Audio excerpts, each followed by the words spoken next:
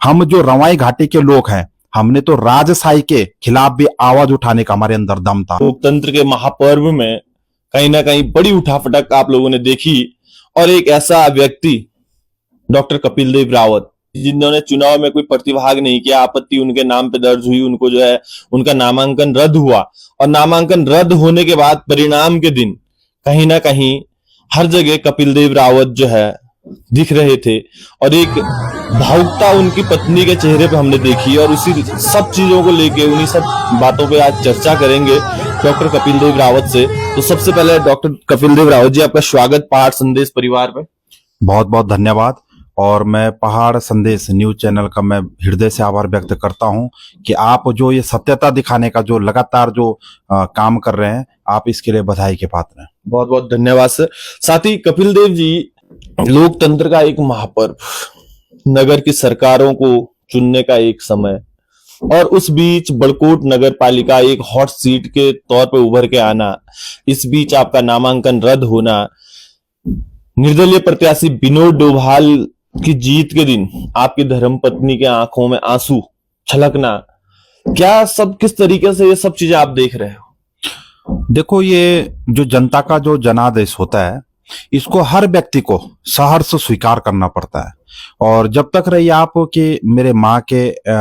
आंखों में आंसू, मेरे पत्नी की आंखों में आंसू, या मेरे खुद की आंखों में आंसू, तो ये इस चीज का प्रतीक होता है कि जिस आदमी ने जीरो लेवल, ग्राउंड लेवल से जिस आदमी ने काम किया हुआ है, तो उसका देख लो, ये स्वाभाविक है कि उसका आंसू आना तो लाजमी है। लेकिन मैं ये बताना चाहता हूं कि जो भी ये चुनाव का जितना भी घटनाक्रम हुआ, इसमें आपने देखा कि सबसे पहले तो कपिल को एक व्यक्तिगत तौर पर टारगेट किया गया कि मेरा नॉमिनेशन जो रद्द हुआ। देखो, नॉमिनेशन रद्द हुआ, चलो आप लोगों की मन की जो मनसा थी वो आपने किया, लेकिन आप रद्द होने के बाद आपने देखा कि जिस तरह से एक बड़कोट में क्या माहौल बनाया गया, धारा 144 से भी भयंकर इसको मैं माहौल बोलूंगा, कि जो एक हमारे जो लोकतंत्र में सबसे बड़ा जो हमारा अधिकार है वो अपने मत का अधिकार है, और हमारे मत को रोकने के लिए किस तरह से इन्होंने चारों तरफ से गांव के जो बॉर्डर हैं वो सीज किए गए। तो मैं इन लोगों से भी आपके चैनल के माध्यम से बताना चाहता हूं कि जिस प्रकार से आपने कपिल पर निगाह रखी कि यार इस कपिल का नॉमिनेशन को रोकना है, इस कपिल का मतलब चुनाव से इसको रोकना है, उसी प्रकार से अगर आप जो बात में आपने एक नारा दिया कि बाहर के फर्जी वोटों को रोकना है, अरे तो उस समय आपकी नींद नहीं खुली, जिस समय आपको 15 से 20 दिन का समय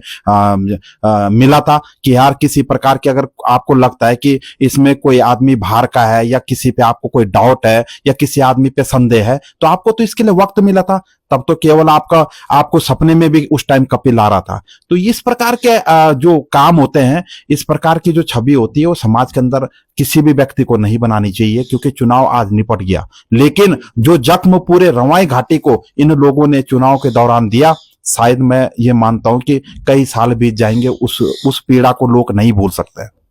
कपिल जी, एक और आपका भाजपा से निष्कासन होना, और दूसरी ओर जो है मतदान के दिन भाजपा के बड़े चेहरे घेराबंदी में दिखते हैं,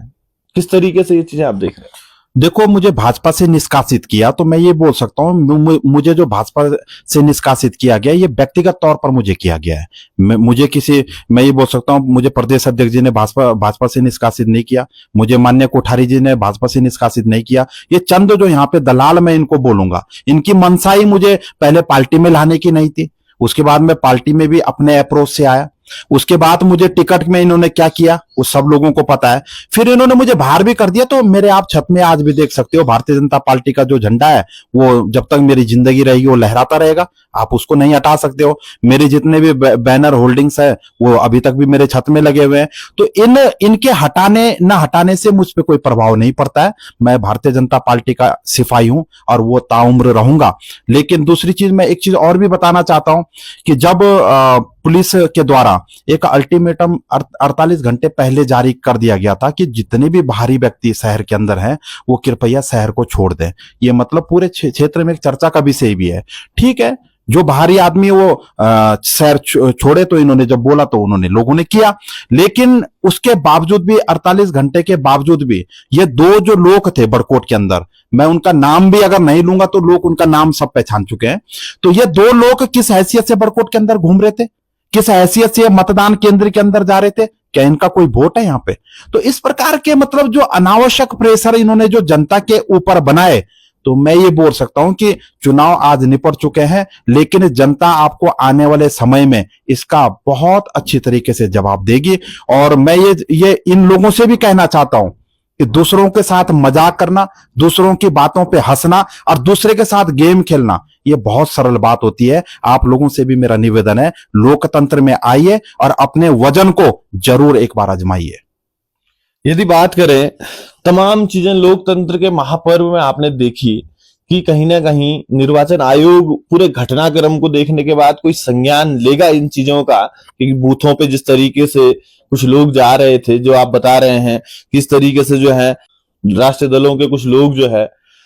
बूथों में जा रहे थे, क्या निर्वाचन आयोग इस सब चीजों का संज्ञान लेगा? क्या लगता है आपको? देखो, निर्वाचन आयोग अपना काम करता है और उन्होंने पहले से भी अपना काम बिल्कुल परफेक्टली किया है। मैं एक चीज आपको चैनल के माध्यम से सभी लोगों को बताना चाहूंगा कि देखो, नाम चढ़ाना ये प्रशासन का काम है और बीएलओ घर घर गए, भाई जो घर में उस समय मिला होगा उसी का तो नाम चढ़ा होगा। इनके गाइडलाइन में स्पष्ट कहा गया है कि जो आदमी नगर के अंदर 6 महीने से रहता हो वो यहाँ पे मतदान करने का अधिकार उसको है। तो देखो,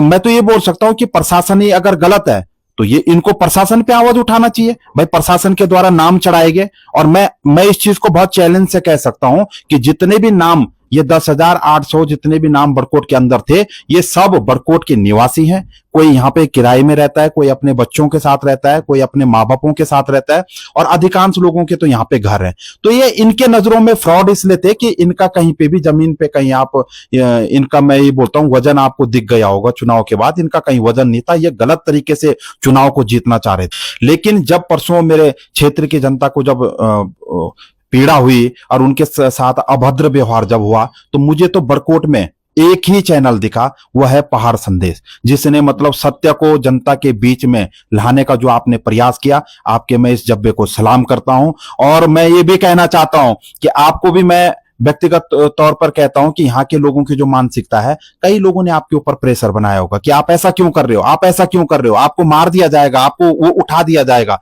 लेकिन आप जैसे आदमी को मैं सलाम इसलिए करता हूं कि सत्य को दिखाने की जो जज्बा होता है वो हर किसी के अंदर नहीं होता है, और आपका जो ये जज्बा है, ये इसी प्रकार से अगर पहाड़ की और उत्तरकाशी की जो सत्यता है इसको दिखाने का काम अगर हर समय करता रहेगा, तो वो दिन दूर नहीं है कि आपकी डिमांड एक प्रदेश लेवल पर बढ़ेगी। कपिल जी, बहुत बहुत धन्यवाद। और मैं आपको आश्वस्त भी करूंगा और मैं अपने तमाम दर्शकों को आश्वस्त करूंगा, हम ये चाहते हैं, हमारा आपको आज भी आश्वासन है और आश्वस्त हम आपको करके जा रहे हैं कि जब जब जन हानि होगी तब तब पहाड़ संदेश आपको खड़ा दिखेगा। जब जब जनता की आवाज को नहीं सुना जाएगा, वहां पहाड़ संदेश आपको मिलेगा। और मैं आपको ये वचन देता हूं कि हम सदैव जनहित में कार्य करेंगे और जनता की आवाज को बुलंद करने का काम करेंगे। और साथ ही यदि बात करें आगामी क्या विचार कपिल के मन में चल रहा है, जहां एक और जो है भाजपा का निष्कासन लेटर सोशल मीडिया या तमाम न्यूज चैनलों में तैरता दिखा, वहां दूसरी ओर जो है कपिल जो है निर्दलीय प्रत्याशी विनोद डोभाल जिस दिन जीते, उस दिन विनोद डोभाल की पूरी जो टीम थी और कपिल समर्थक थे, वो कपिल के घर से कपिल को उठा के ले गए और फिर उसके बाद जो है उन्हें फूल मालाएं पहना के कंधे पे नचाया गया। क्या आगे की रूपरेखा आपकी रहने वाली है? देखो, ये जो परसों जो चुनाव का परिणाम हुआ, ये एक सत्य की जीत है,